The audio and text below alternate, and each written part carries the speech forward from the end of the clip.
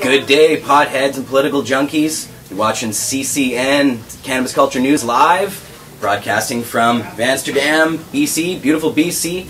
I'm sitting here with one of the greatest pot activists in Canada right here, one of the hardest working guys, Ted Smith. He's from Victoria. You guys probably know him from the International Hempology 101 Society, the Cannabis Buyers Club, a whole slate of other stuff that he's up to these days. We're going to be talking to him. We're going to be going over the Conservative Party's crazy war on cannabis that's ever expanding onto new fronts. A whole bunch of stuff for you.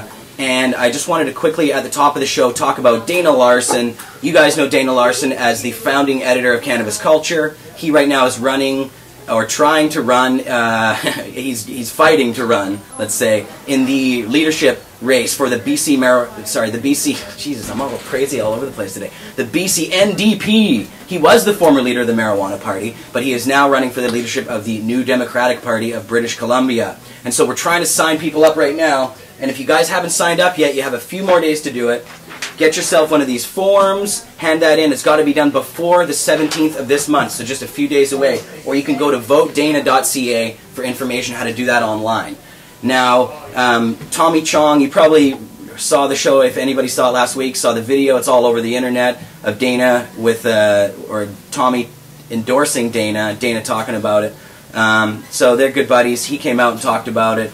Dana has cred all back and forth. He's the founder also of the Vancouver Seed Bank, the Vancouver Medicinal Cannabis Society, or the dispensary. Sorry, man, I'm just fumbly today. All these damn names are getting melded into one long name. Technical. Oh, and my friend Eric's in the house. What's up, Eric? Good to see you. Check the show out, and I'm going to see online here how many people we have.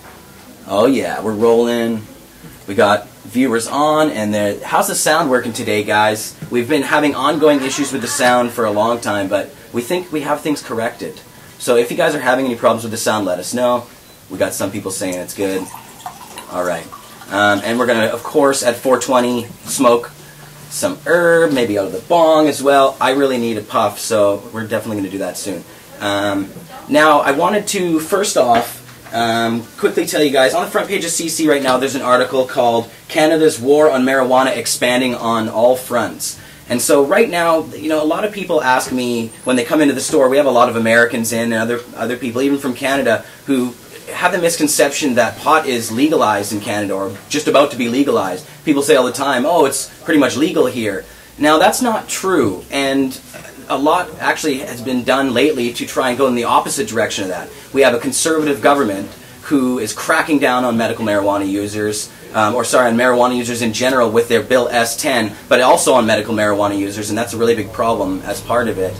And actually Health Canada has been really backed up with medical marijuana licenses. So people who use medical marijuana that aren't able to renew their licenses, or people getting new licenses, are actually being made into criminals right now because they haven't been able to get them renewed. And the cops are busting down their doors and shutting their power off for the winter time and doing all kinds of other crazy stuff, breaking their equipment. It's not good. And so there are people fighting back, and one of them is Ted Smith. He's doing tons of stuff from where he's at in Victoria there. So we're going to talk to Ted about everything that you're doing, Ted. Now, I've got my big list of all kinds of stuff to talk to you about. And maybe the first thing we should talk about is just like who you are, give a little bit of who you are and what you've been up to these days. Okay. Well, it's really exciting to be here. Thank you very much, Jeremiah. Good to have you, my friend. Quite an honor. Oh, thanks, man. It's an honor to have you on the show. Sort of, in a way, for me, 16 years coming full circle working here at Cannabis Culture in Vancouver, where I first came to a hempology meeting actually 16 years ago. It had just started, and I was fresh from Ontario and really liked the energy of the meeting. I have a philosophy degree, so educating people about cannabis and prohibition just seemed right to me. I'm seven-generation farmer on both sides, and I've written several books I haven't published, but when I saw the clear cuts, I couldn't bear to think that trees would, old growth forest, would be, cut down like that to print my books. And when I realized the alternative, hemp, could be grown by my family, and it would be better for the environment, better for the economy, better for my own, kindred, and it became clear to me that legalization, had to be fought for. And this was back in, again, early 1995, 16 years ago. Hemp wasn't being grown in Canada legally, and there was a lot of misinformation out there. So I became involved very quickly, and it occurred to me that I should write a textbook for Hempology 101 and publish that, and move to Victoria and spread what was happening here in Vancouver. I was saying to you earlier, I was there at meetings at Hempology where we first came up with the name Cannabis Canada, the earlier name of cannabis culture. That's and right. Printed in the business directory in the first issue of the paper, and was really excited to be working within this industry and all the people, Dana and I, 16 years ago, we started working together, so it's exciting to see him run for, premier essentially. Yeah, that's right. So, it's really wonderful coming back to Vancouver, and not just being here today, but part of why I'm here today is in 2 weeks we have a convention at UBC. It's our first UBC Hempology 101 convention, but we've been having them in Victoria at the university. We've held 11 conventions. In fact, Hempology 101 has flourished in Victoria, really, starting with me in a van, just having weekly meetings downtown. We've got now a club at the University of Victoria. We're the largest student club on campus. I'm teaching a free lecture series. It's every Wednesday from 3:30 to 4. There's 22 lectures. We broadcast it live on stream. We have a stick-in page that people What's can the get website to. address? Hempology.ca Right. is our main page. It's we broadcast it on there, and there's links to all the other stuff that we're up to. We should start putting it on the front page of CC, your Wednesday. You were saying, Right, yeah. sure. It's a No, good I'm idea. loving this Got the stick live cam, streaming, the live Ustream, and stick cam, all this stuff. yeah. No, there's going to be a lot more happening like that, and I really would like to see more crossover. Like I'd in like 2 the weeks, live our stuff. UBC Cool. convention, right? Like Yeah. you could be Broadcasting streaming the whole right day, from right? there. That's not a bad idea. Hook it up at 1, and there you go. And then Yeah. the conventions from 1 to 4, and then 4 o'clock, you can like sit in the room and do interviews with all the people that were there for an hour and have your show right at UBC. So, Exactly. It's a good idea. In March, we have our convention at UVic. It'll be our 12th. And then in February, our convention at Vancouver Island University. Or sorry, February is UVic, and then March is Vancouver Island University. Right. So we have 3 conventions over the next 3 months, and again, all broadcast live. And so, we have the lecture at UVic. We also have weekly 420s, which are pretty popular, that's for sure. And, Nice. we do a few other activities. We're looking at doing more on the campus because there's a really good core group of students, and there's a lot of potential. But we've Yes, really resources. Students are good resources for activism. They're passionate and they want to make a difference. We've got 3 up at UBC right now that are really keen and really complement each other, and it's really wonderful to feel the excitement on campus for this. And Yeah, you guys went to Vancouver Island University. Was it your first time last year, wasn't it? that was the first one First in time. Nanaimo there, yeah. Right, and that's the university that I graduated from. It was called Malaspina University at the time, but it was great to have you guys there. I enjoyed, I got to see the stuff And happening. another link, you were editor of The Navigator The there. Navigator, And Andrew. I think the year after you, my friend Andrew was the editor. Yeah. And Andrew's now the editor of our newspaper, the Cannabis Digest. We should show that as well. You have a copy around here, don't you? I'll get you one. We can dig one Yeah, up. we have And now- actually the last 3 are around the corner, but Right. yeah. Okay. Excellent. Here we go. This one here, it's hot off the press, Excellent. and you can find it online. It's a coloring contest. This one here is a tribute to Michelle Rainey, our friend. This is her in her superhero costume, and it's a coloring contest. Feel free to fill in the background of it. Oh, wonderful! There you Thank go. you very much. Right? And this one here actually was a tribute to Jack Hare, who wrote "The Emperor Wears No Clothes," and have another one here that was a fun one as well for coloring. And we're really excited to be putting out something in print to educate people about Bill S-10 and Yes. court cases and just the medicine in general. So Excellent. yeah. Where do people find that online? CannabisDigest.ca. Awesome. Again, Hempology.ca has got all sorts of links to YouTube and Right. all And that. the conventions, where people can just... I looked at... I saw the medicinal... or the International Medical Marijuana Week poster Yeah. there. Cool. But I didn't see the convention ones. I saw it on your your Facebook page. But can people find that info? Is that off the main page, or where do they go through to find It's that? more on the hempology.ca page. Like, we have a Facebook page, but it's a pretty superficial one. I'm not on Facebook and stuff. So do it all through the main website? Yeah, it's mostly through the main website. It's hard. We're doing so many activities, it's hard to keep up. It's true. I think this month we're organizing 26 different events. Wow. Rallies, meetings of different types, our board of directors, we have S10 So one a day. protests. There's some days where there's 2, but there's almost 1 a day, Busy guy. It's really amazing. I got so many people working with me in different ways, and it's really fun. It's quite a... It's cool, man. It's good just to... I mean, this is what's important, getting everybody involved, doing these events. This is the only way to really do pot activism, is just keep hitting them with it. And as the government keeps trying to crack down on pot users, and really the only way to fight them is by educating other people, getting the word out there, and getting as many people taking part in the political process as possible. Well, you'll love our general mandate. I love to say it's participatory education in constant passive civil disobedience. Wow.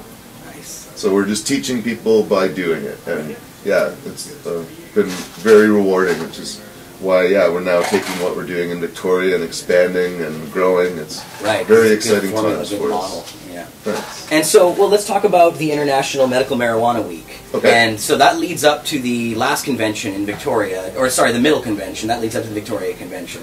Well, in fact, kind of even going back to my roots, okay? So I left Vancouver in April '95, September '95. I moved to Victoria. I lived in a van, very little resources. I was a homeless guy, right? So even within the cannabis movement, I was not really, much wasn't expected of me, I was nicknamed Acid Head Ted back in university, back in like 1989. So I've been an anti-prohibitionist for a very long time and outspoken. And so actually, focusing on pot even kind of, took me away from maybe some of my broader goals in a sense. And then I started meeting sick people, and all of a sudden it occurred to me that they needed to buy medicine. And it happened around International Medical Marijuana Day, which was celebrated in the U.S., and we picked up on that November 15th. We've done 16 years of events on that day, and busted on a pot cookie giveaway, because I like giving those away at least once a year. And so, we've done all sorts of things November 15th over the years, including getting proclamations from the City of Victoria, and we are going to be getting ones now for International Medical Marijuana Week, because people in the United States stopped having an event and started again last year, but are now having a week of events, but in February. Right. So we've shifted to piggyback their work, which is great. It's truly international now. Right. And we have from February 13th to the 20th, something like 11 events in 8 days, starting with rally and ending with the Cannabis Convention at the university on the 20th. Excellent. And for our first time, we're going to be doing workshops on a Saturday. That's our Saturday event on February the 19th. We're going to break up into 4 groups. Well, actually 2 groups, and have 2 sessions. And one half will be having workshops on growing cannabis and the medical marijuana access regulations. And sort of the other half will be having one session on politics and another on internet networking. So we have several friends that work with different websites, MedPot and others, Drug Sense, Maps, who help coordinate many web pages, are going to be involved as well. Excellent. And so we want to have workshops eventually happen the day before all of our conventions at universities. And again, they'll all be broadcast, live streamed, so we hope to do something like, next year we should have a convention at UBC, workshops one day, and hopefully even a debate. And then the second day have keynote speakers, and then we would have this very same workshops a month later at UVic. Yeah. And if we started the campaign in January, we could, set it in motion in February, and then we get together in March in Nanaimo, and we could see where it's at, or change course, or there's all sorts of things that could happen from having sort of monthly workshops. Regular stuff going on. Oh, for sure. Making them interactive on the computer means that people can participate whether they're actually there or from outside the box. When with all this live broadcasting stuff, it would be great. You have this massive, you're not just on a university campus, you have this massive campus of people out there. Oh, very much so. There's a lot of new options for that, so it's exciting. we're realizing some dreams here, because like I say, we've been teaching our lecture series 5 years, broadcasting it live stream every Wednesday from 3:30 to 4. Starting in September, we're going to be doing a class here at UBC. Every Friday, I think, is when we're lining it up. From, again, probably 3:30 to 4. Awesome. It'll be the same topic. There's 22 different lectures that we've got lined up each sort of year. And we'll be booking a room in Victoria, just like for the UBC convention. We're going to have a room at UVic for students and people that can't make it here. They're going to watch it live there. And we're going to hopefully have the same setup for classrooms to watch lectures that are happening at other universities. And people at home will be able to sit, and eventually, when we've got these happening at different universities across all the various time zones, you're going to be able to wake up on Monday morning and flick it on and watch one lecture after another on the same subject, if that's what you want, from one university after another in the different time zones even. Yeah. So online university, you could just have a massive archive of all this stuff. It's fantastic. Yeah. And it's pretty exciting. And so now the other lecture in UBC, the one that you're doing on a regular basis, that's a free thing as well to if you want to come and hang out. Cool. Yeah, it's awesome. Free education. You know, that's the theme of hempology. Right, exactly. Cool. Now, I want to definitely touch on this. I probably should have started with this. The Cannabis Buyers Club. We talked earlier today about it, and it's been around now. You're going to have your 15th anniversary this month in a couple of days, isn't it? Well, it's hard to, I can't remember technically when I first handed the pamphlets out. It's kind of a blur. I didn't really keep notes when I lived in my van, right? But, you know, after International Medical Marijuana Day, I you know, thought for about 2 months, planned, had the pamphlets, you know, kind of going over them, going over the mandate, you know, really feeling my way around. So it was, you know, January when we officially put the pamphlet out and declared that we were in operation. Yeah. And, yeah, just went from there. I was in the van for about 3 months before a friend let me work out of her apartment. And then she moved out and I moved in, and I had the apartment for almost 5 years. Nice. Hello, and then, oh hey, my God, suit and tie. We're just filming live right now, brother. Say hello. You got to say hello to the camera if you're going to walk into the shot. What are you filming? We're filming a live streaming broadcast to the front page of Cannabis Culture on Ustream. And actually, this is a good time. If you guys are watching on the front page of Cannabis Culture right now, you can log in by clicking on this little Ustream link that's right above me here. And you can take part in the chat that's going on if you sign up. There's actually information about how to do that on the front page of Cannabis Culture as well, on the big CCN link. So we were talking about the Cannabis Buyers Club. The Cannabis Buyers Club now, it's a medical marijuana dispensary in Victoria, and 15 years. So you were saying earlier, you think that's the first, basically it's the oldest in operation. Yeah, it's not the first, not the right? First, but the oldest in operation. We named ourselves after Dennis Perron and the San Francisco Cannabis Buyers Club. Yeah. I'm not sure how many were in existence before then that were kind of solid. Some came and went. I understand there may have even been some groups in the 70s and 80s that started up and left. But yeah, Dennis Perron's was the only one we knew of, and a few were, you know, existing around California at the time. Right. But, his club got shut down, and it sort of incubated into many others. But I've tried to do some research, and it really seems like none of those clubs are around. And it's something that, when at the time, and this is where some people, you know, kind of get worked up. Hillary Black was selling medical marijuana in the back of HempBC. Right. She was the manager of HempBC. People all around town knew if you needed medicine, you just go see Hillary in the back of the store. But she didn't want to put anything in print. She didn't want her name on it. She didn't want a phone number on it, nothing to contact. It's like, come, you're sick. You know, prove to me you're sick one way or another, and I'll help you out. But she, you know, she was trying to manage the store. 420. Right? Oh boy! Happy 420! She was managing HempBC, right? She wasn't. Light 'em up, guys. Yeah. You know, and so I was coming back and forth after I started Hempology, and because Hempology was happening here on Tuesday nights, and I had meetings on Wednesday nights in Victoria. Right. So I'd usually come here and find out what was happening, report on my activities, and wait, let's well, here, one at a time. Okay. Two-fisted, man. I'm all about it. I see that. Shot. What that guy here? Okay. Oh, I already. Oh, you got one. A weapon. We always get interrupted in the middle of conversation. Wait, maybe. Like bombs, Yeah, do you want to come on joints. over 420? And we are smoking, actually I'm not, again, I gotta find out what the fuck I'm smoking.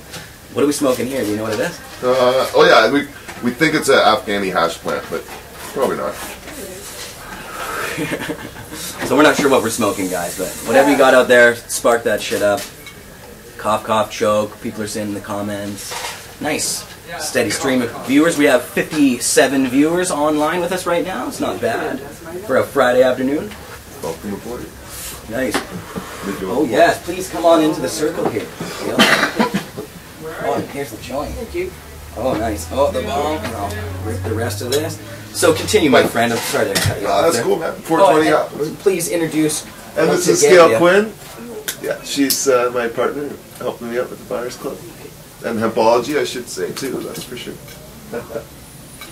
Excellent. But, so, Cannabis Buyers yeah, Club. so I'm going back and forth, and you know, I was trying to encourage Hillary to get a you know, pamphlet and pager and stuff happening, and yeah. there was a young kid, Teo, that was coming to Hempology meetings, and you know, it wasn't long after I got mine up and running that they opened up, I think they called it the Vancouver Medical Marijuana Buyers Club. I think if you look up in Cannabis Culture number 6, there's an advertisement for them. Find that all online on cannabisculture.com. And Well, so, you won't see the ad probably, but anyway, Teo, you know, graduated from high school, and Hillary decided to go to Europe and travel and go see the clubs in California for a couple of months. Unfortunately, in the time she left, Teo just, you know, dropped off, and when she returned and started up the BC Compassion Club in May of 1997, yeah. there hadn't been anything in operation for a while, and unfortunately, for one reason or another, in David Suzuki, The Nature of Things, it was claimed that Hillary's CBC? was the oldest compassion club in Canada. It was the oldest storefront. I was just in an apartment. You know, Right. You know, it was a very small club, but you know, it's unfortunate that there's some confusion around that, because you know, we've been there for 15 years. I've been very public about it the whole time. I can document it, and you know, I've written about it in the issue of our newspaper. And yeah, this weekend, 15 years. 15 years. It's a long time. So it's pretty amazing. It's been quite a journey for us, that's for sure. No kidding, man. It's a long Lots of time. ups and downs. And as I was going to say, I mean, it hasn't been an easy road the whole time either. You guys have had all kinds of problems, and lately the bakery, you guys have a bakery there, Yeah. and it was raided, and you guys have been harassed by the cops a few times. So why don't you tell people about the latest bakery thing? Well, I worked out of the apartment for about 5 years, and the police told me to get a store, so we went and got a store. And it's easier to get a warrant from a store, by the way. So.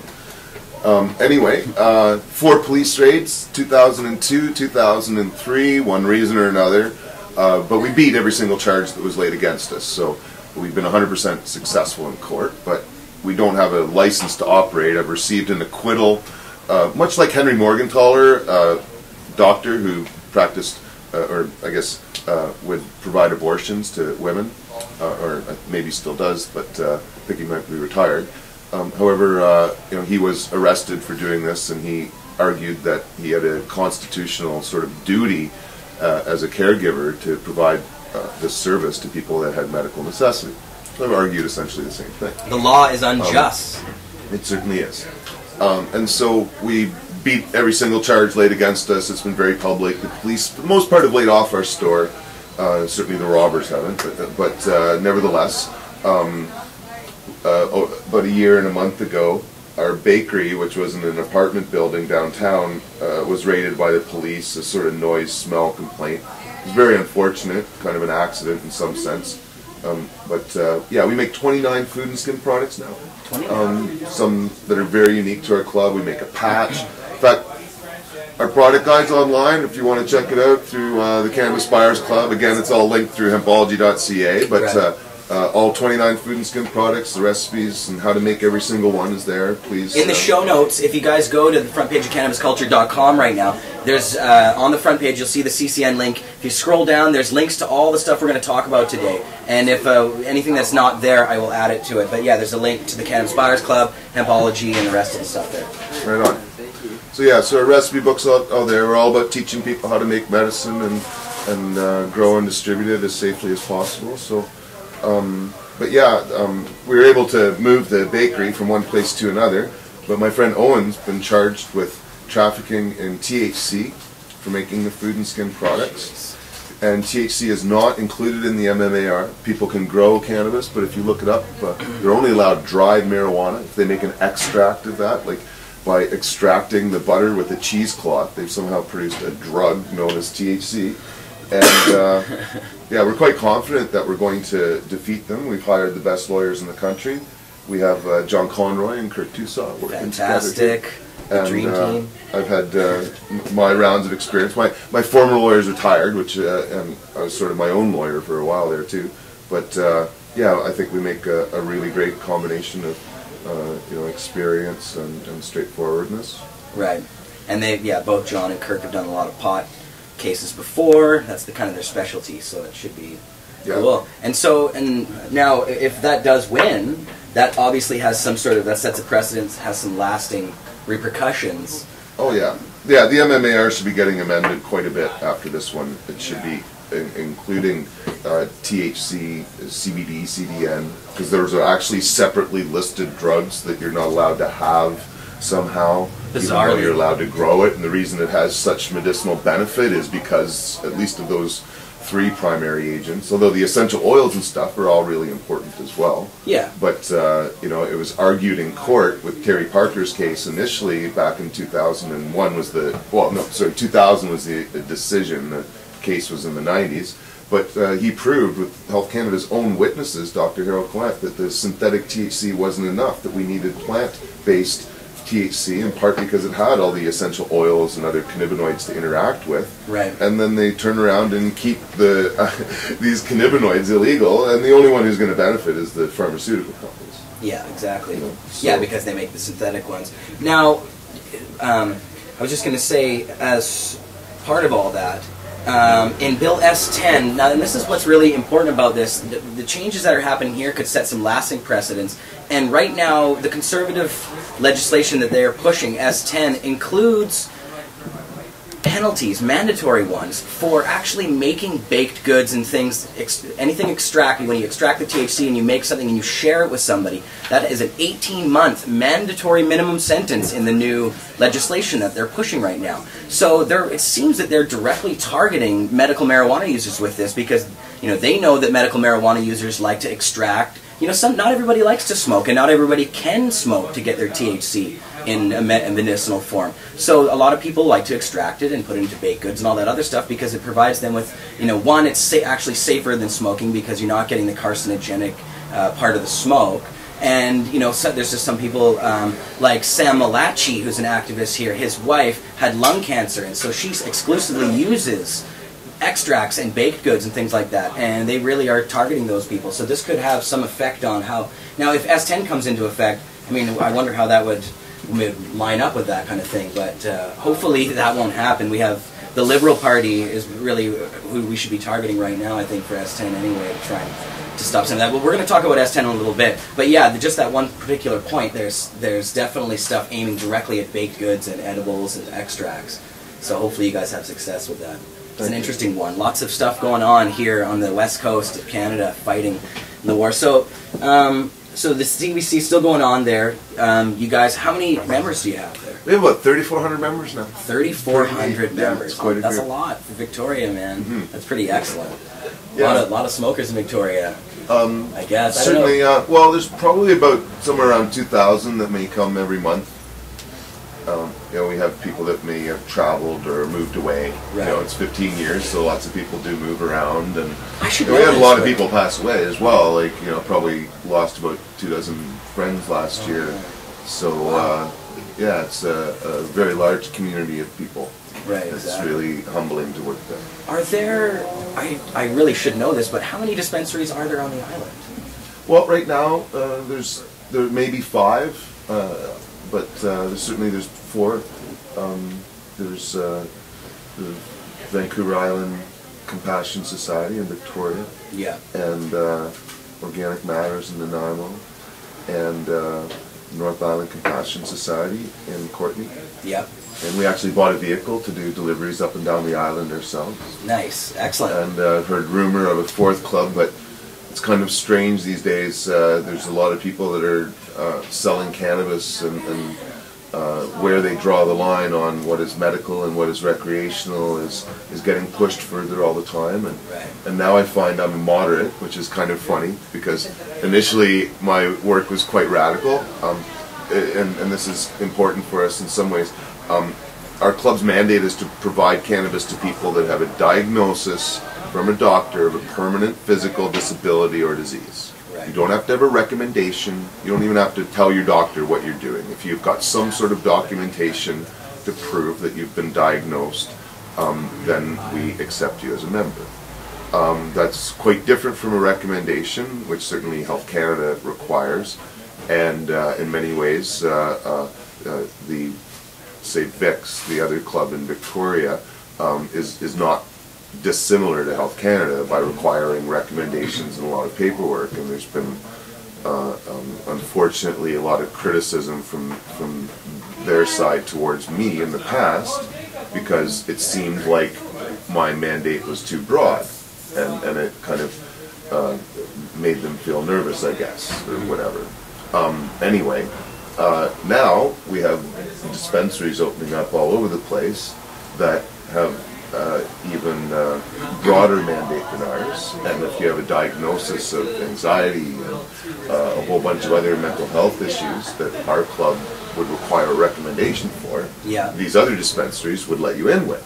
Right. And so, you know, on the other hand, there's other places like the, what is it, Culture 420 or whatever in Montreal there that opened up that had such a loose mandate that they not only got shut down, but the entire province got shut down. And the most legitimate and conservative clubs took the hit just like everybody else. Everybody else did, yeah. So it's a little nerve-wracking. In total that got hit in Quebec. And some, you know, very long established, you know, completely legitimate, hardworking clubs, right? So it's really kind of awkward to have been, you know, put aside as a radical and told that, well, you're not a compassion club, and then all of a sudden here I am, one of the more conservative guys going, well, geez, don't go too far, guys, not too fast, because in a sense, you know, the declined experience here in Vancouver proved that, you know, if we try to push too far too fast, well, the forces that be will fight back, and that's what's happening with S10. Like, Canadian society is going further, right? We're becoming more tolerant, more acceptant, you know, like,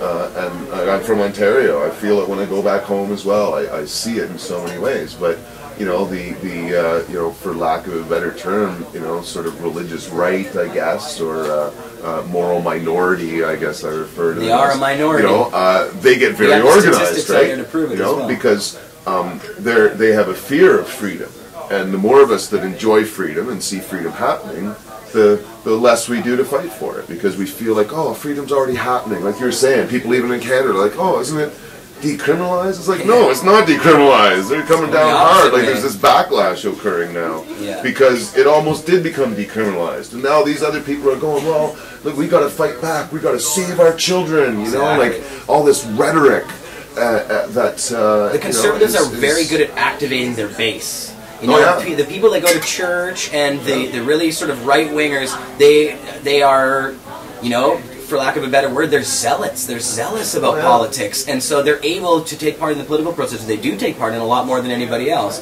So their base community is very tight. We have a tight community, but they just don't vote, and so we just need to get those guys out to vote. And I think we can activate our base in the same way they do. But well, it's tough because, you know, the people that believe in this the most, right? Like some of you guys sitting there, you know, behind the screens, like you got to stay private, right? You know, we got a lot at stake here. You know, like I got maybe 24 people growing medicine for me right now, and like, you know, they got families. You know, like they could have their properties taken away. They could go through some very serious ramifications right now, even without S10, right? Like there's all this stuff that could happen, and so people are you know, reasonable to be living in fear, right? Whereas, you know, people on the other side, they've got this fear of God that makes them go the other way. So, you know, it's wonderful to see what's happening in the movement. It's flourishing. We visited iMedicate yesterday, the one new dispensary, and it seems like every time I come over here, there's another new place to visit. And and more people doing stuff. And Exactly. having my newspaper has been really exciting because it's helping me build, my own community, but it's also helping build the broader community. And That's right. it's That's what media is good for. That's why everybody out there that's watching, make your own media. There's so many ways to do it now. You know, get your friends together, just write something down on paper, even photocopy some pictures or whatever the hell it is, pamphlets, all that kind of stuff. And now with online, you can pretty much do anything yourself. You can film your own show like this. So get out there and just do something, whatever it is. I mean, it's just so important. And speaking of that, we have Jacob Hunter and Nicole right here now. Whoa! Hi. Sneaking up on us. Hey everybody! Good to see you, buddy. Very active activist. Hey everybody, how's it going? Good. Nice Jacob to see you. Hunter. Heard you. Yeah, Just and came over for a visit. Heard you guys were filming, so we thought we'd just do a walk on, Chris Rock, Bill Maher style. that excellent, a nice little cameo appearance. Yeah. We were just talking about iMedicate, Jacob. And Jacob is the director of iMedicate. Is that the right title? Yeah, I'm the director of my Medicaid. Nice. So tell everybody how iMedicate's going. That's Vancouver's 6th dispensary. Vancouver's 6th dispensary and the first in South Vancouver by quite a margin. We had 50 members before our press opening there, and we are now at almost 150. Oh man, so that's we've awesome. we've had a lot of new members come in. Actually, I had a great conversation. I usually work down there Saturdays, and I had a woman come in, and she was very ill. She had multiple sclerosis, a few other things. She's wheelchair bound, Yeah. and she uses she's through conversation find out she's really into CBD. That's what really helps her condition. Right. And she's telling me about vaporizing and how she does that. And I said, well, and this is for everyone else out here who needs CBD. You take the marijuana that comes out of your vaporizer is actually higher as a ratio in CBD because when you're vaporizing, you're actually more of the THC is actually vaporizing off than CBD. Right. So even if you're burning at a higher temperature, like that is. If you're burning over 5 on your volcano. yeah, no, if you're under, say most people burn around 350 to 360 on their vaporizer. So what that does, it just the CBD kind of stays still and the THC gets lower and lower and lower. But then for people who really need the CBD, they take that and they bake with it, and they get amazingly medicinally effective baked goods. So she was almost in tears when I told her this. Like she was so happy. She just, it really kind of reaffirmed, the reasons to open a place like that. So what's the address of iMedicate? If you're in Vancouver, come down here and check this place out. So that's 6128 6128 Fraser Street in Vancouver. It's right in the heart of an area they call Little India because it is full of awesome restaurants. So it's a large amount of the Indian community, South Asian community lives around there. And so you get samosas for like 50 cents a piece. You come in, get your medicine and have a great meal. And you guys have a doc there, doctor doing stuff, giving out, or he's signing recommendations basically, right? Yeah, that's true. We have, obviously people have to bring in proof of an actual illness before they can get an appointment with the doctor. But if they're legitimately sick, then he'll see them. And if it's up, in his medical judgment, medical marijuana will be effective, he will recommend that for them. And so it's been a huge help. We get a lot of patients whose doctors aren't supportive, and they've been really helped by this doctor. Cool, man. That's awesome. And is there anything else you want to talk about and tell the crowd? But we talked a little bit about Dana. Yeah. Jacob's working on Dana's campaign. Lots going on there. We have just a few days. If anybody who wasn't watching the beginning of the show is watching now, you have just a couple days. The 17th is the last day to get your BC NDP membership signed. Do like Tommy Chong did. Do like Tommy did. Yeah. Sign up and go to votedana.ca and you can go through the link, sign up there. You've got a couple days to do that. And then what that means basically is you'll be able to vote for Dana in the election that's in 3 months, the leadership election. And then hopefully if Dana wins, then he'd go on to compete to be the premier of our province and he could actually make some real changes to our drug laws. It would be pretty awesome. So, I guess what we should move on to now, is that it, Jake? No, that's it. Just get one more plug-in for whyprohibition.ca. We're still getting a lot of people on there. More people every day. It's yeah, awesome. Exactly. YPro, and to join us at the Treating Yourself Expo, we just got a booth donated to us, so we will be in Toronto for, I think it's June 3rd to 5th. The Y Prohibition and Nicole saying here, the End Prohibition table. Hey. So we will be there with all our fun materials, all our I Token I Vote shirts, and we look forward to seeing everybody in Toronto.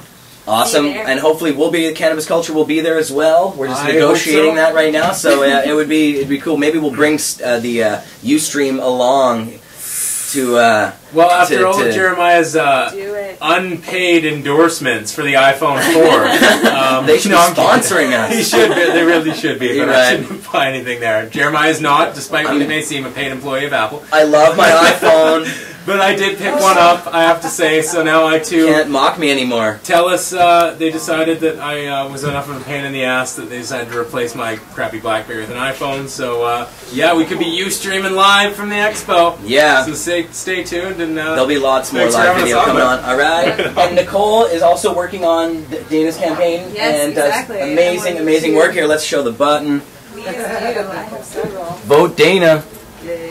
VoteDana.ca, everybody. I'm sure they know about them by now. All right, so I guess really what I wanted to do with you guys now was we'll continue to talk to Ted here, but I want to go through some of the stuff that the Conservatives and some of the local police departments and Health Canada and just across Canada, there's been a lot of problems for pot users, and it's increasing with new legislation. So I wanted to talk about some of that stuff. But before that, Ted, was there anything else that we didn't cover that we wanted to talk about? I know you got a ton of stuff going on here. The bakery raid, tell them about the 20-day jury trial. Okay, May 19th and 20th is the preliminary inquiry, and the police will be essentially presenting their information and the case before the courts. And so that will be when our fundraising really kicks in, and the facts will be, public a lot more than they have been. And so we anticipate that at the end of that we'll be setting a trial, and we're going to ask for a jury, and we're looking at about a 20-day trial. I'm anticipating. I've been through quite a few myself. I've witnessed many, and I think 20 days is pretty reasonable in some ways. We have 6 witnesses. A lot of time to talk about everything that happened in 20 days with the judge. Well, and the jury, of course. Yeah, and there's a lot of issues. We have 6 witnesses from our club that are going to testify. Each of them would be dead by now if it weren't for cannabis. Several of them, it was our club and the medicines that we provided that kept them alive. And so I've sort of, in a way, promised I'll try and keep them alive until the trial itself, which we anticipate will be next fall. Right. We're also waiting for the Insight decision, because the Supreme Court of Canada is looking at the Insight decision here, and it was really an argument over whether healthcare could supersede criminal law power in cases where public health, public safety, and public security were not at risk, and quite the contrary. If public health and public safety and security can be improved, and that can be documented, then these sorts of changes, will be like Insight. The courts will protect Have them. to take that into And so, we're following in line with the Insight decision. Again, healthcare and the provincial responsibilities of healthcare kind of superseding the federal government's criminal law powers when it comes to. That's an important the point, drug because war. when you get to court, they always try and use we know that it's not harmful for your body per se, and it's not a violent crime, but we don't want to legalize pot because it will hurt the community, or somehow.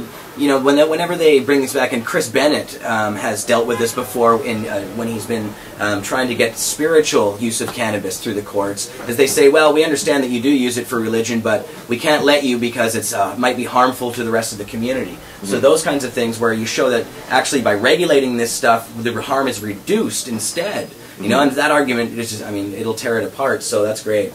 Yeah, I'm really excited to work with John and Kirk. I've watched them in court.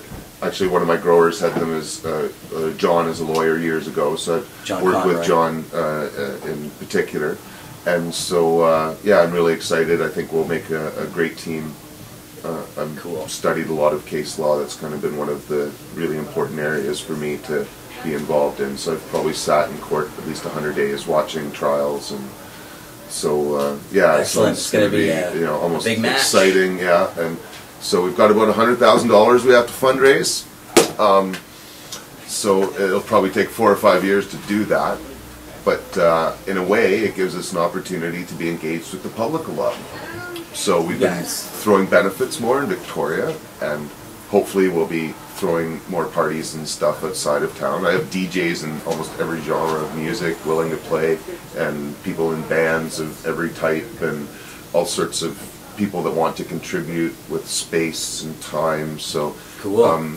yeah, we've raised about $200 at each party we've thrown so far. So I figure I got about 500 parties to throw over the next few years now. Yeah, exactly. So it's kind of neat in a way, being out in the public a lot more, and because a lot of times I'm at events, I'm busy, you know, people have a hard time connecting with me. I'm working at my, you know, the Buyers Club, you know, kind of helping people with medicine, working with staff. So unfortunately, I'm not as approachable as I used to be.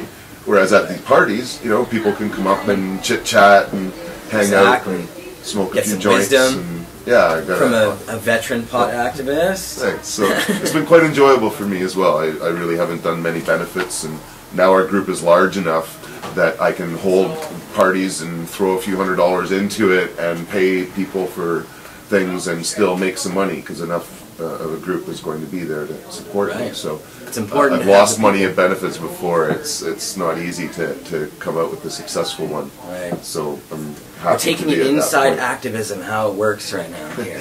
And so, speaking of that, February 13th to the 20th is International Medical Marijuana Week. So here's Right. a rundown of what we're doing, and I'll kind of give you a sense of the things that I've been doing over the years. Awesome. So on the first event, Sunday the 13th of February, we meet at the Ministry of Health at noon. Yeah. And in a way, it's the rally that I've held for 16 years on November 15th, where in the past I've given out pot cookies. I've actually been convicted of giving out 420 pot cookies. Well, actually, they only had 383 left. I gave out 420, and 37 were eaten in the police station. Oh, really? Yeah, I was convicted of 383 The cookies. cops took It was some pretty home for fun, their yeah. wives or husbands? They were, well, no, they ate them that night. Okay. They're prison guards and stuff. Oh, they were nice. not quite Hilarious. honest with me, but it was pretty obvious. And That is funny. so, but I was convicted by a jury. I had a 5-day trial and convicted of trafficking THC, and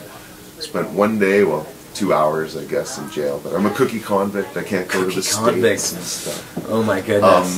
But There's a cereal cookie Yeah. giveaway. I don't know what the final.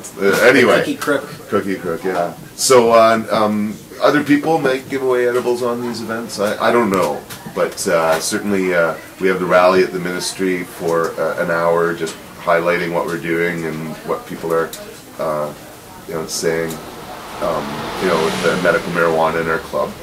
And then Monday, it's actually Valentine's Day, which kind of doesn't work that great, but we're going to have a movie night at the university. We're going to play Waiting to Inhale, film from the United States. It's quite well done, so couples can come and make it a date, and people that don't have a date can come and hang out with the podheads at the Nice. university. There you so go. hopefully it will Pothead work well. singles thing as well. The next night's going to be a riot. We have a band called the Hicks. They call themselves a cross between Cheech and Chong and George Carlin, but it's really more George Carlin. Oh, nice. So pretty crude.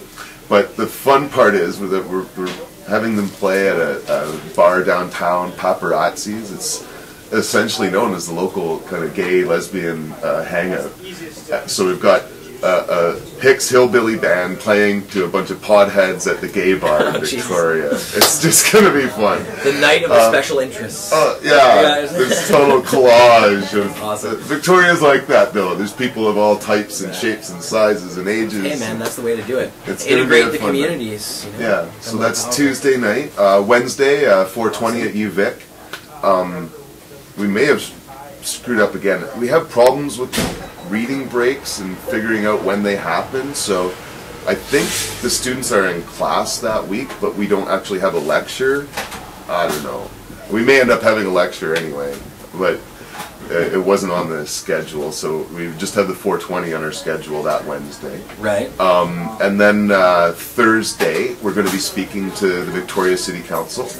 We have our proclamation that they've signed every year. I have a new proclamation. Actually, tomorrow at work, I'll put it up online. And Cool. I'm in the forums on cannabis culture as much as I can be, so I'll put it up on there. And we have a new proclamation that I've written that's much more broad for other communities.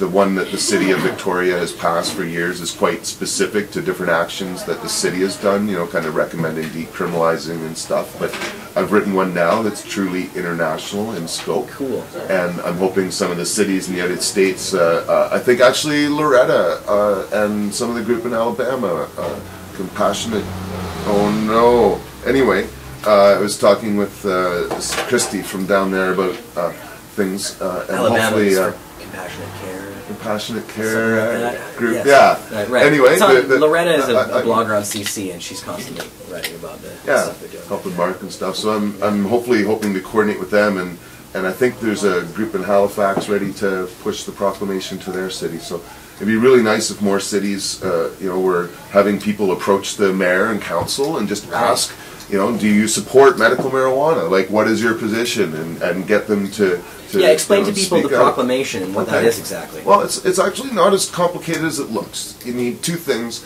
You need a letter asking the city, you know, on your behalf or your group's behalf, or heck, you know, you could ask on Hempology's behalf for all I care. But, you know, ask if the city would proclaim February 13th to the 20th as International Medical Marijuana Week. Right. And then you would attach the proclamation as I've written it, and then submit that, you know, sign it. You have to put your name and address on it, like, you know, it's official. Right. And submit that to the city council. Each city is a little different, so you may want to look up the council or call and see what the process is. But, you know, generally speaking, that's sufficient. Some councils allow you to speak. Some limit the time. In Victoria, everyone that signs up gets 5 minutes. So there'll be a few of us that sign up and make 5-minute presentations to the city council, kind of talking about what we do. I've done that presentation for 16 years now, and so so that's going to happen on the Thursday evening. And yeah, as many people around the world that can get the proclamations going, the better. Like, yeah, man. And there's all kinds of stuff you can do on a local level, actually, in politics, in municipal governments, and just, you know, there's a lot of cities who have lowest police priority, and, you know, these kinds of things for marijuana. So there's things you can do on the local level. So don't think that you're powerless because, oh, there's this big government, and what can I do? You can do a heck of a lot. You can do a lot of stuff in your local area, and you know, even just going and to our websites and spreading them around and telling your family, telling your friends, telling everybody about what's happening. Printing stuff offline and going around and putting it up around town, right? Exactly. You know? Tons of stuff that people can do to actually take part in this process. I just feel like people out there a lot of times are feeling very powerless these days. And there's so much apathy, people don't really take part in the political process because they feel powerless. But really, all you need to do is these very, you know, there's just a few things people can start doing that'll have a big, huge effect. And stuff snowballs, you know. As soon as it starts getting popular, then it takes its own life. So don't be afraid to do the small stuff. Every little bit matters.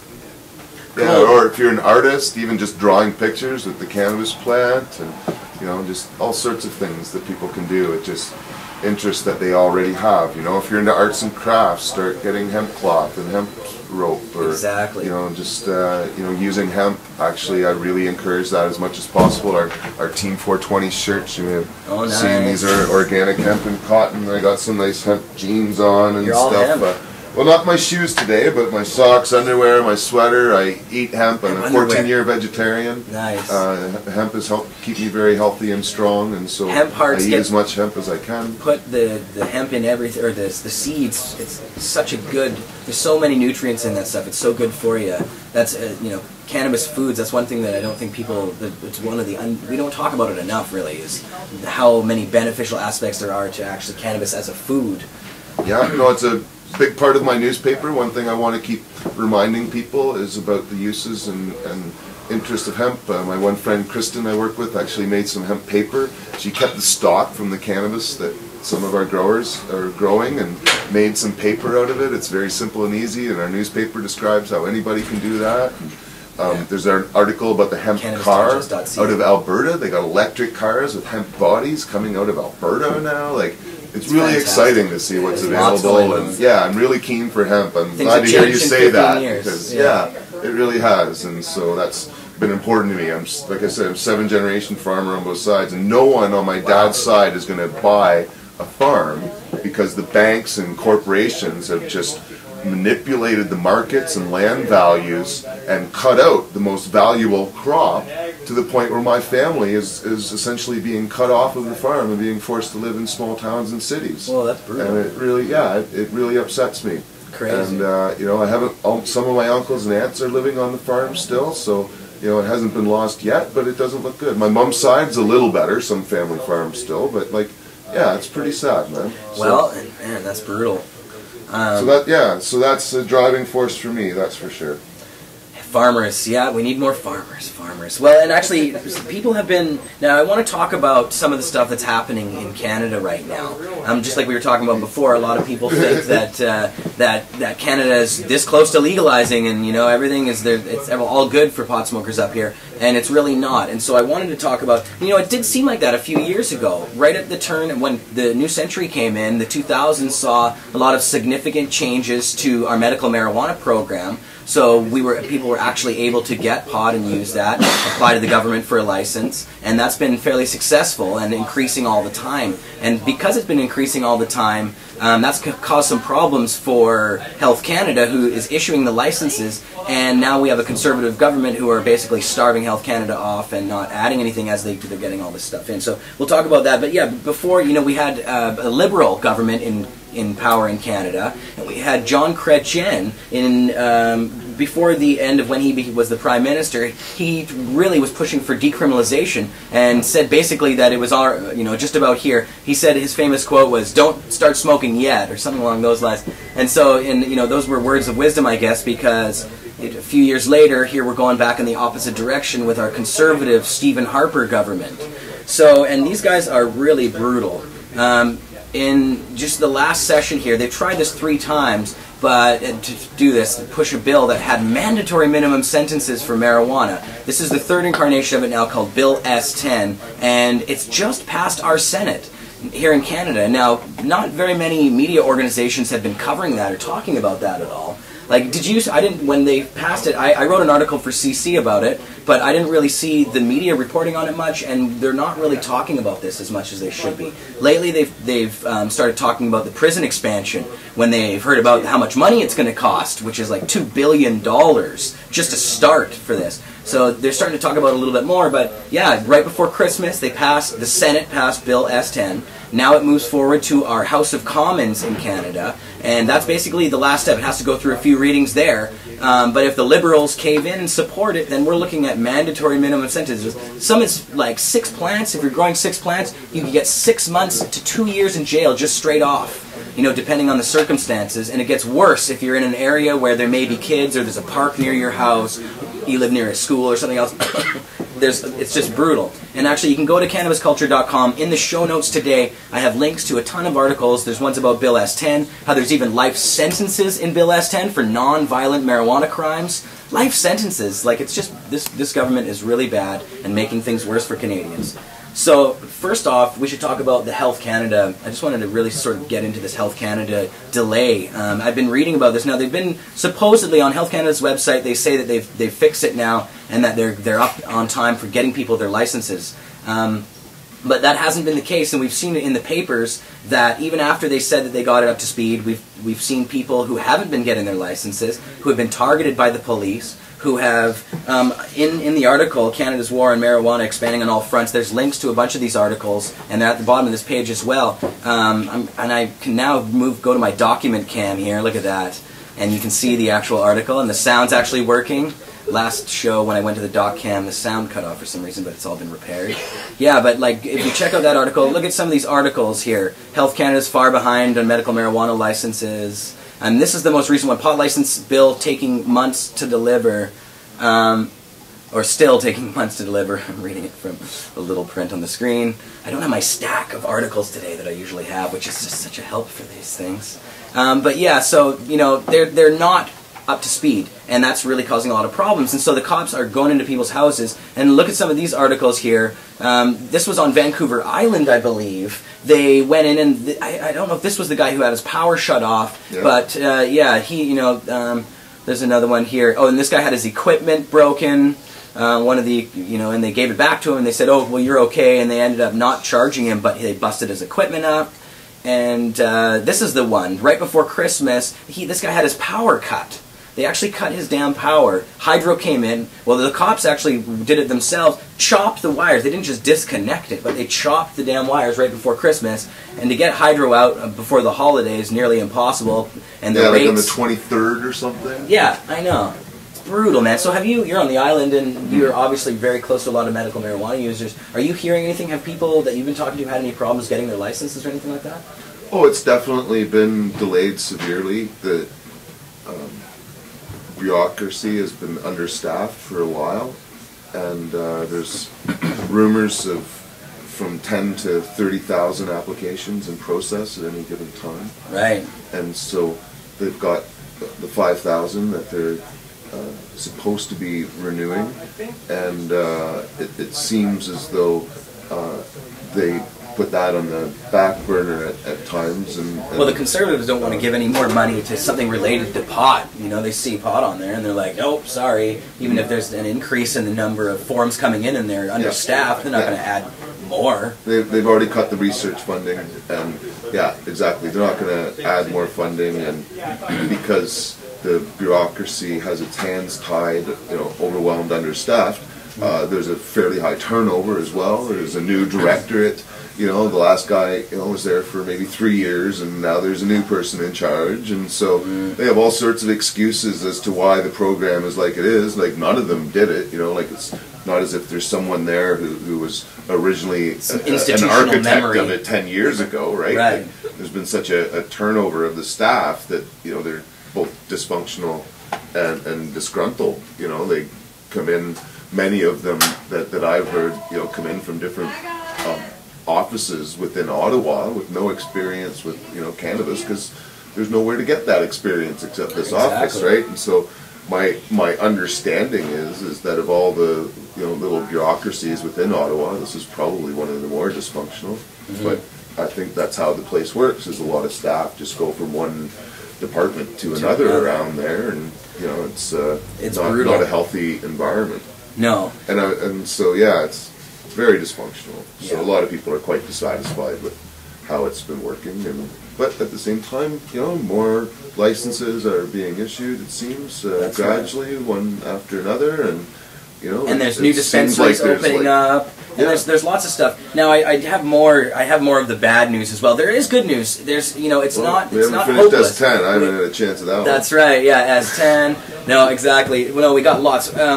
And part of this, so not only are they, so this state of the medical marijuana side of things right now, they're, you know, not giving out the licenses, so the cops are actually going after these people who their licenses have just not been renewed properly by Health Canada, or waiting for their licenses, but also they're doing safety inspections on anybody who has, is using too much power, or what's the actual quote they have here? They're unusually high levels of power consumption. So they're targeting these people. Now, some of these people aren't growing pot at all. They're not even medical marijuana users or growers or anything like that. They are growing vegetables, tomatoes, or cucumbers. And there's an instance here, we have one here of a guy who was growing cucumbers, and the police actually came and they forced him. Now, he owes something like $5,000 for the inspection of them coming in, and has nothing to do with pot at all. So, you know, they're charging people to do these inspections, first of all, but they're also charging people who have nothing to do with pot for these inspections and still billing them. And so that guy actually is, I think he's got a class action lawsuit, and he's going to take the government to court over that. But that's not it. So even when they, you know, there's the safety inspections. Now here's a new one too. If they think that you're using a lot of power, they can attach a digital device right on the, you know, to your house. I guess they have to do it through your hydro company, but they just won the right to do this in court. And this is actually, let me see, is this just, yeah, Canadian Supreme Court says police can spy. Now, and this is, they actually, if you're using an unusually high amount of power, they can slap one of these on and see how much you're using in what rooms, so on and so forth, and it tracks all this information about you, actually. So that's a crazy article on CC. Check that one out. It's pretty scary. But as we see, I guess they'd be able to do that even on a person who's growing cucumbers or tomatoes or something. So everybody's targeted here. It's not just like the pot people are targeted. They're targeting everybody. They're spying on people and doing all this crazy stuff. And right, and then so speaking of that, if you know, cucumbers is one thing. This guy here had a skunk living under his porch, and the cops came and raided his house. This was in Quebec. I guess because cops in Canada, if they sniff around your house and they think they smell pot, they can get a warrant, bust down your door with a SWAT team, like they did to this guy. So that's pretty horrifying. You know, it's just brutal. And they're not the only ones. You know, we were talking earlier about dispensaries that have been raided in Canada. There was the Calm dispensary in Toronto that was raided. It's one of the oldest dispensaries in Canada. Twice, actually.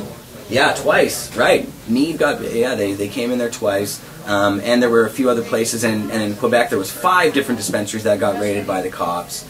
And so this is happening in places across the country. Now, Vancouver, we've been really lucky here, and the cops are actually very nice to us here in British Columbia, or at least in Vancouver. We have our 420 events and other events at the Art Gallery, and there's open marijuana sales happening there with police walking by, giving the thumbs up. We have photos of them standing next to big jars of marijuana, open sales, and you know, there's 10,000 people there. So I guess they're a little intimidated by that, possibly. But you know, they're very kind to us here. They actually close the roads down for us for the Global Marijuana March that we have here. And they've always been pretty nice to us here in the building down at 307 West Hastings. So hopefully, you know, I wonder how much of this has to do with local police forces, how much of this is coming from the federal government. It's really not always so easy to tell these things. Well, there's a backlash occurring that I think is coming from the results we were having a few years ago when it seemed, you know, freedom was nearby. Right. You know, I'm looking at the cannabis culture over here in the wall. I know you guys can't see it, but the Summer of Legalization tour, I think, was 2004, and it really seemed close. There was a lot of excitement, you know, things are happening. The Decline Cafe here that was in Mark Vancouver Henry's was tour. opening. You know, there was a lot that was happening, and so it was really exciting times. And I think that led to this backlash, you know, like, and in a sense, the raid here in the summer of 2005 was kind of the beginning of that, and we've seen one thing after another. You know, S10, or sorry, you know, C15, C26, and S10 being sort of, you know, another phase of it. It's not been something new, you know, and so yeah, it's been very unfortunate to see. And I was going to say, part of what we're up against, and this is why the media has kept their mouth quiet, right? You know, they're a corporation essentially for the most part. Oh, totally. And yeah, the except government's the CBC put in aside. Canada, there's really like 2 major corporations that run the entire media in this country. Yeah, and so apparently there's been, I think, a 5-year plan, $9.1 billion put aside for prisons in 9.1 years. That doesn't include the operating budget, right? If they get asked what the operating budgets are, they don't know. That's the provincial government's cost, not theirs. They got to build the jails that provinces got to build them, right? So, you know, they're saying, oh, we don't know the costs, and that doesn't matter. You know, it's not our responsibility, whatever. They're really, when, and then I'll come to that again in a sec. But that $9.1 billion is being put into infrastructure, and we have a history in some countries of governments putting money into infrastructure that then we sell off. And, you know, that we borrow money from the banks, and then we turn around and we privatize the industries so that these industries don't have to pay the real value of the you know, what the market value of these companies is, and in various ways, you know, the Canadian people get left, you know, holding the bag with, you know, one industry after another. So this is this sort of, you know, mandate that decade after decade has worked to their favor. And so, you know, the media are, you know, very much, you know, more interested in you know, getting money somehow from the prison industry than they are or supporting, you know, that. Well, and all these prison expansions cost a lot of money, and there's a lot of contractors who get those the jobs, and a lot of you know, the maintenance that goes into the prisons itself, and keeping these people inside the prison system costs a hell of a lot of money every year. Now, I don't have the statistics in front of me, but it's like ridiculous things, like $1 million or some stupid price for one person or a couple people for an entire year to keep these guys in there. So you multiply that by, you know, whatever the conservatives want. They want to expand more beds, and that's that could bankrupt us, like it did in California, for instance, when they had mandatory minimums in California and in other places in the States. They've really seen, and they're coming away from it now. And like even the drug czar of the United States of America, Gil Kurlikowski, I have an article here. The drug czar said in this one, mandatory minimums really don't work for anything, but he still supports them for things like the harsher crimes and that kind of stuff. But even he says mandatory minimums don't work for regular pot smokers and stuff like that because it just packs the damn prisons with people, and that really costs a shitload of money. So, these conservatives, it's bizarre because they know all this, but they just don't care about it. And every scientist, every person they consult, the Senate has gone over this how many times before? Just recently, when it was C-15, the senators brought in a whole bunch of experts, and every single one of them across the board said mandatory minimums don't work and cause some serious harm to society. But they don't listen. The conservatives don't give a shit about science. They don't care about any of that stuff. They just move forward on these issues of politics, man. Activate that base. And, oh man. Well, so for quite a while, almost a year now, well actually I should go back to C26, because, the activist community has been trying to fight these mandatory minimums one way or another, rallies, what we came up with a year and a half ago, actually my friend Kristen I work with, is a phone jam. So we got a 1-800 number, awesome. 1-800-O-Canada. In fact, you can call the government on any issue, any member of parliament, senator, any ministry in the federal government you want to talk to for free. 1-800-O-Canada. And we've had phone jams that have targeted different people at different times, sometimes the Senate, sometimes members of parliament. We've shifted between various members of committees. Right now we've shifted to Michael Ignatieff, the leader of the Liberals. And what we're trying to get people to do is tell him that they need to study the costs in a committee. Mm-hmm. That effectively kills the bill, and they know that, but they would want to study the costs. Who wouldn't want to study the costs? I think it's a good argument that, for the most part, reasonable people can't say no to, right? Mm-hmm. Even the conservatives would have a hard time telling their constituents that, they don't care what the costs are, this is how it is. There'd be a few zealots that would be like, praise Jesus, let's do it. Yeah. But really, not very many reasonable people. They're supposed to be conservative. They're supposed to be conserving our money and conserving these old ways of the past, which is, not giving to these social causes and not putting into this stuff. But, as we saw with George Bush's government last time, these aren't real conservatives. These are more like, and I hate to say it, I always say fascists, because that's the way I see it. These aren't real, true libertarian-style conservatives, because they wouldn't be spending. These are more socialistic ideas. The moral minority, I like that term. The moral minority, yeah.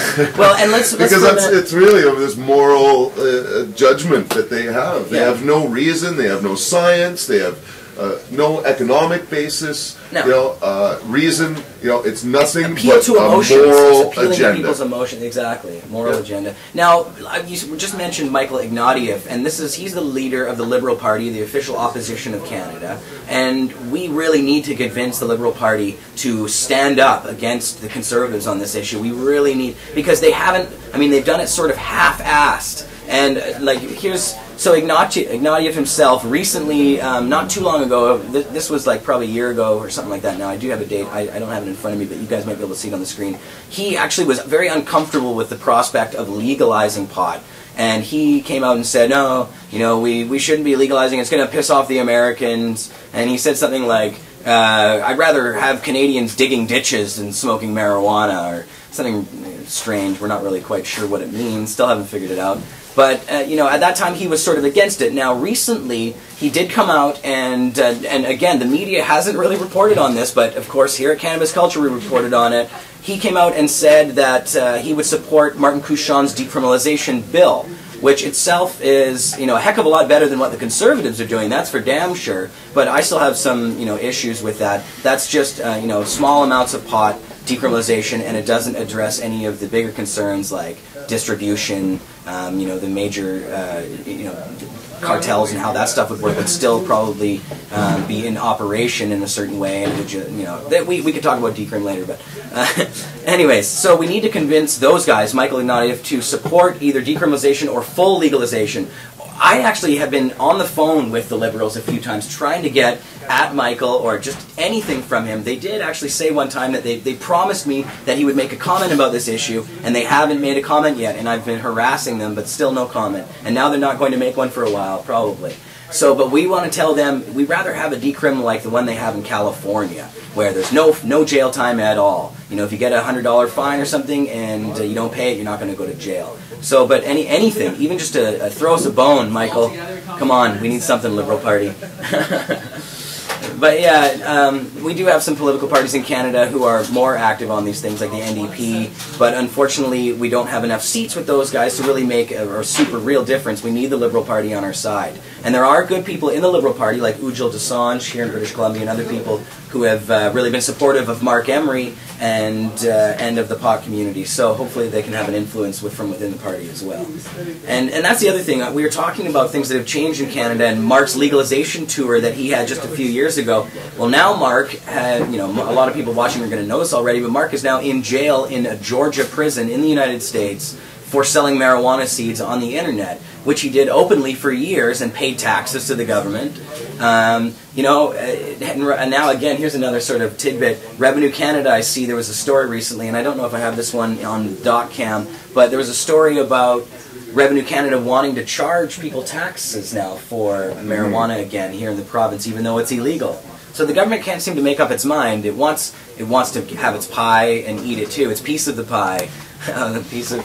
Oh, and that's a great segue into the convention in 2 weeks, because John Conroy, the lawyer for the BC Compassion Club Society here in town, who's defending them on this particular issue with Revenue Canada, is the keynote speaker at our convention in 2 weeks. So I'm quite keenly interested to hear straight from the horse's mouth what is going on in court and what clubs like mine could expect to be dealing with in the near future, because it seems like, you know, everybody wants the money and doesn't care that it's coming out of the hands of people that are really sick and vulnerable. Because, you know, honestly, I deal with a lot of people that go and panhandle for $5 so that they can get a half a gram, and for me to charge them an extra 50 cents so that the tax man gets their grab is just hard for me to deal with. But yeah, I understand paying tax is important. Give me a license so I don't get raided, and I'll fundraise for $100,000 for my court case will help people pay more taxes.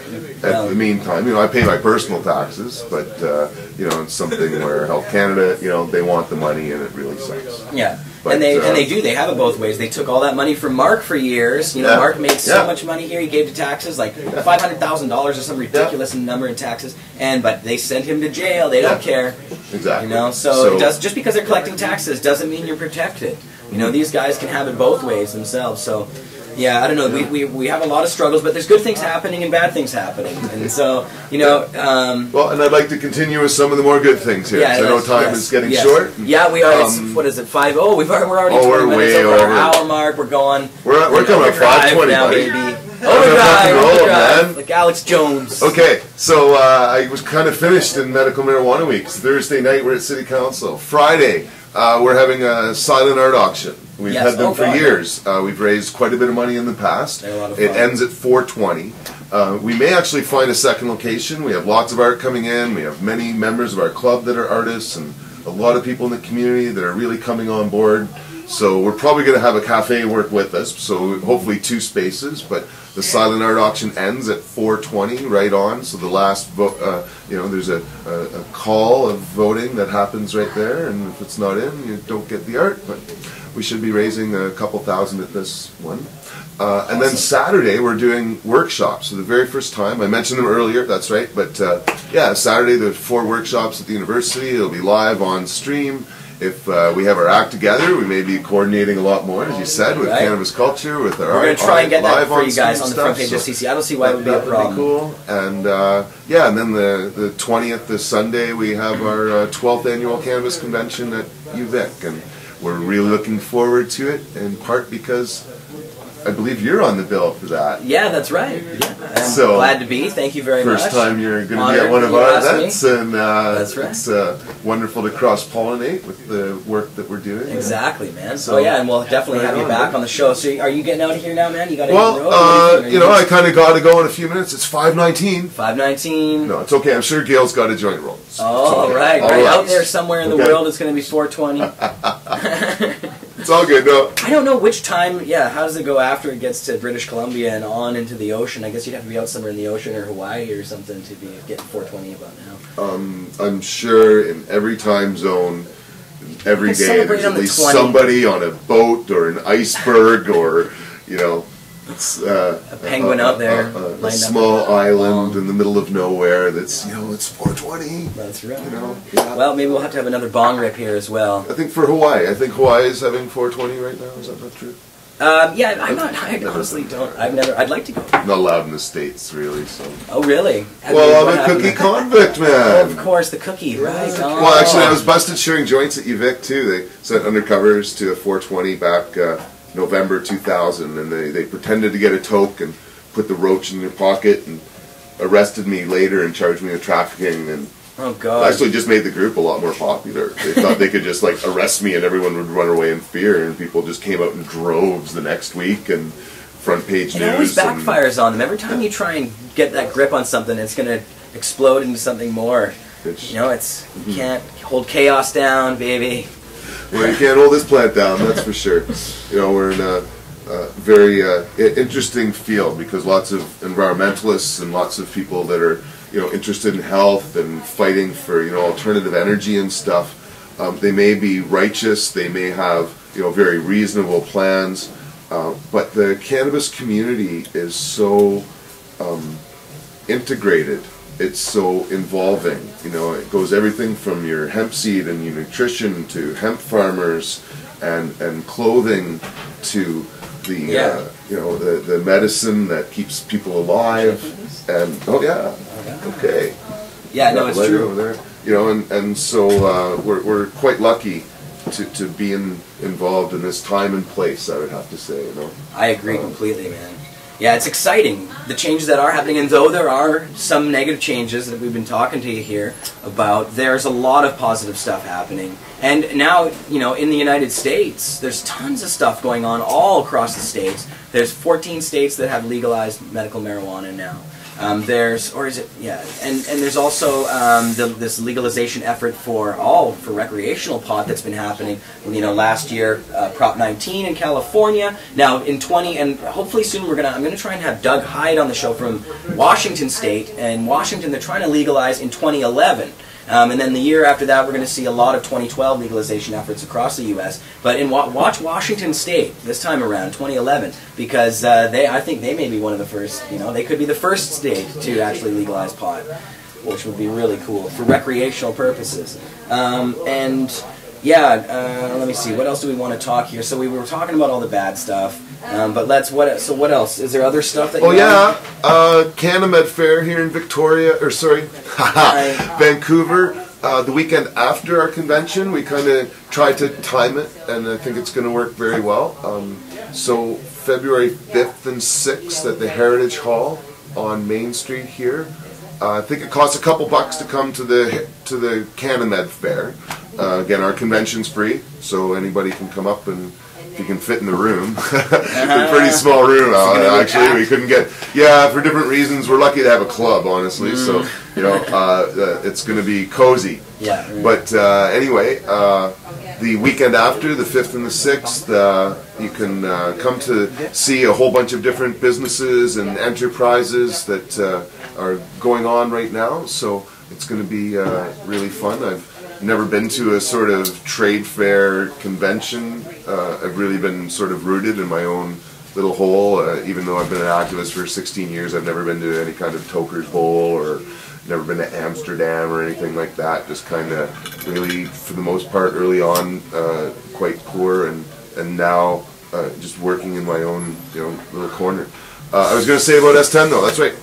So we have the phone jam. That started a year and a half ago. Yes, phone and jam. And then last summer, awesome. I love the phone jam. Well, we so took it to a new effective. level because it's like, okay, well, we give them out to our members, we put them in stores and this and that, but they're still the public, right? They don't have a clue what's going on. So we want to get out and canvas. So we came up with the idea last year. We tried to organize a national day of what we called street meets, where we wanted to get people to canvass, just like Greenpeace, right, or exactly. You know, many other groups, Western Canada Wilderness Committee, and we've made up a bunch of signs. So we stand, and we got my favorite is a great big one, says "Jobs, not jails" on one sign, and and stop S10 on the other. And then we have other ones we take to our rallies that say things like honk for hemp, free the weed, marijuana makes marvelous medicine, jobs not jails, 6 months, 6 plants. There's various signs. We got a whole whack of them we take out. Yeah. But usually at a lot of these, especially in the winter, it's just been me at times. But 2 or 3. Sometimes we've had up to 12 people at them. But anyway, we tried to have a national day, and then we decided to keep it going. And so every Friday, down by this sort of cenotaph in Victoria, which is by the Inner Harbour and the Empress, we're out between noon and 1. And then Saturday, we move from one location to another. Cool. So tomorrow, from noon to 1, I'm going to be at Shelburne and Mackenzie, standing there. It's actually close to you, Vic. If you're over in Victoria, come on out. And tomorrow is actually going to be a lot about the honking and just kind of getting people to talk about it, because even though the majority of people that see us don't get to get a handout or even hear about S10 or even know, like they'll go by and be like, what's S10? Well, that's a Chevy, isn't it? They're talking about it, right? They're like, I've seen people, like you see their mouths going, well, what does he mean jobs not jails, right? It gets them asking questions about like what we're doing and what we're worried about. And I've heard children ask their parents walking by, like, Mommy, why is he going to jail?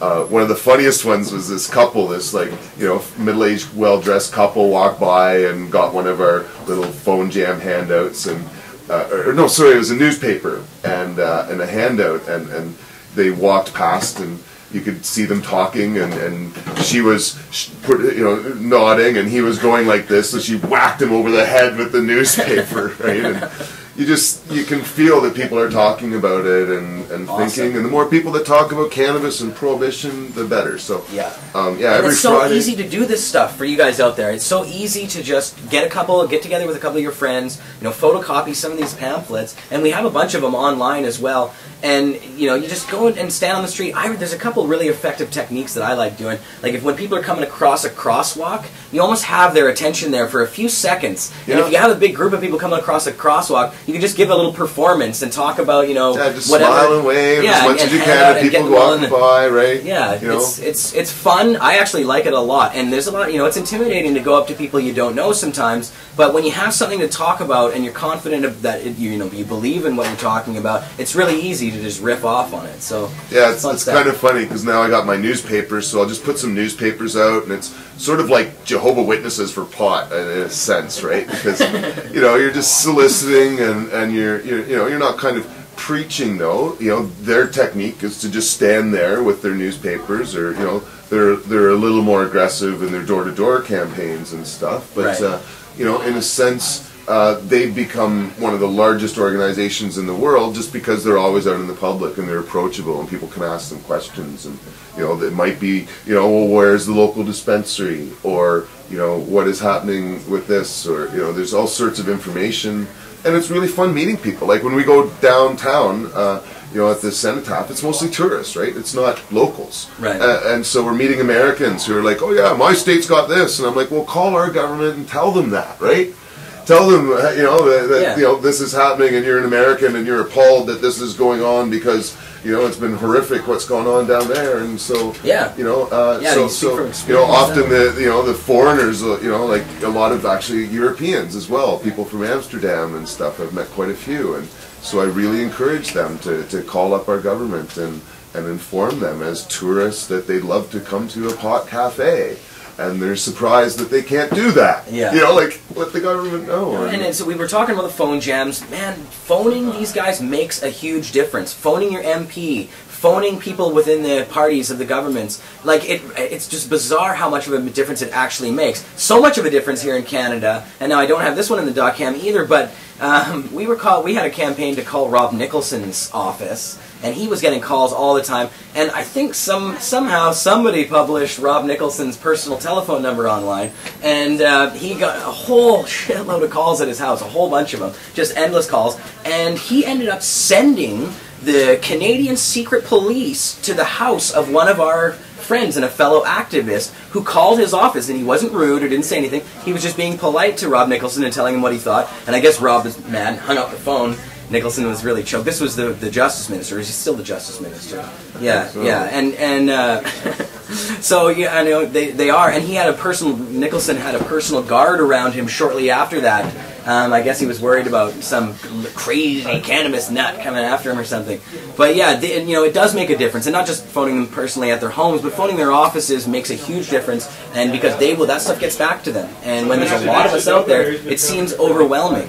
And they're like, wow, there's a lot of people out there. Obviously, they care enough to phone. Maybe I should think about this. So yeah, that's why I love those phone jams, man. Those are effective. Such a great idea. Yeah, man. Well, I think we should be wrapping it up. We're pretty here. much close to It's the end of it here. 5:30, so That's it's right. been a good It's one. been an awesome show. Now, you can check out basically everything we've been talking about today on the show at cannabisculture.com. You can go to the main story at the top. There's a big list of links. You can find out more about Ted at the links at the top there. There's a ton of stuff. So check it out. I'll drop your website addresses. Plug them. One more time. Drop. Hempology.ca. On the right-hand side, there's links to the Cannabis Buyers Club and our recipe book, to Cannabis Digest, our newspaper. We have our own little forums there. It's quite different than Cannabis Culture. There's not much on growing at all. But, we got our minutes and activities that we have in our society. And it's really growing. It's taking off. We're back here, UBC, in 2 weeks. And hopefully we'll have Cannabis Culture up there live streaming the whole convention, and it's going to be really exciting. I'm sure I'll see you guys for a minute or two at that. And, yeah. Awesome. And then we'll be Jeremiah's coming over to Victoria. The island. That's where I'm from. I'm from Nanaimo. Lots of love for Nanaimo. Yeah, lots to look forward to. Convention season is on for us. Yeah, so. Excellent. And man, thank you so much for all the great work that you do. I mean, it's just tons of stuff that you guys are part of here, and it's amazing. It makes a real difference. Thanks for coming on the show today, my friend. My pleasure. Excellent. And thank you guys for watching the show today. Yeah, thanks and for sticking on guys. for the other half an hour here. Yeah, we're rolling, still 70 people online right now. Thanks, guys. Right we really appreciate giving your Fridays to us like this. And have a good one, guys. Keep smoking.